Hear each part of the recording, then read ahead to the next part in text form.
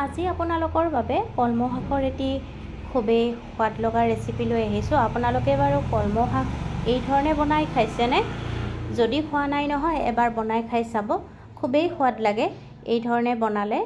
নমস্কাৰ বন্ধু বান্ধৱীসকল, Deepika kitchen and ব্লগছৰ আন এটি ৰেচিপি ভিডিঅ'লৈ আটাইকে আদৰণি জনালোঁ। কলমৌ শাকখিনি ভালকৈ চাফা কৰি ধুই মিহি মিহিকৈ কাটি ল'ব লাগিব।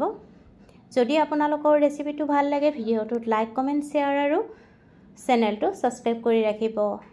কেৰাহী এটা গৰম হ'বলৈ দি তাত সৰিয়হৰ তেল দি দিব আৰু তেলখিনি ভালদৰে গৰম হ'লে তাত মিহি মিহিকৈ কাটি লোৱা নহৰু দি দিব লাগিব।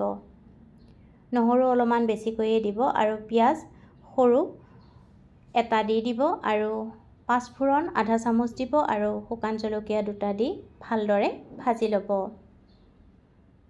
এনেকৈ যদি বনাই খোৱা নাই এবাৰ বনাই খাই চাবচোন, খুবেই ভাল লাগে আৰু বনাবলৈ খুবেই সহজ। এতিয়া কাটি লোৱা কলমৌ শাকখিনি দি দিব আৰু দি ভালদৰে মিহলাই ল'ব।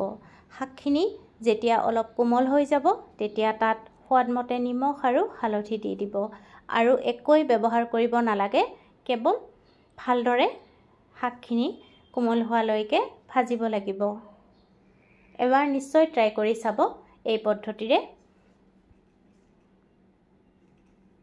যদি কোনোবাই কলমৌ শাক খাই বেয়া পায় এই ধৰণে বনাই দিলে বাৰে বাৰে খাবলৈ ইচ্ছা কৰিব।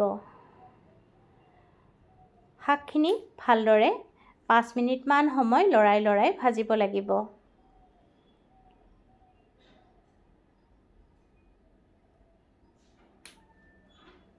ৰেচিপিটো ভাল লাগিলে আপোনালোকৰ বন্ধু বান্ধৱীৰ সৈতে শ্বেয়াৰ কৰি দিব। এয়া কলমৌ শাকৰ ৰেচিপি ৰেডি। এতিয়া গেছৰ জুই নুমুৱাই গৰমে গৰমে ভাত ৰুটিৰ লগত পৰিৱেশন কৰিব।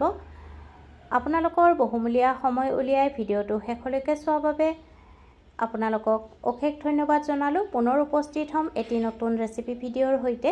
আজিলৈ আহিলোঁ, ধন্যবাদ।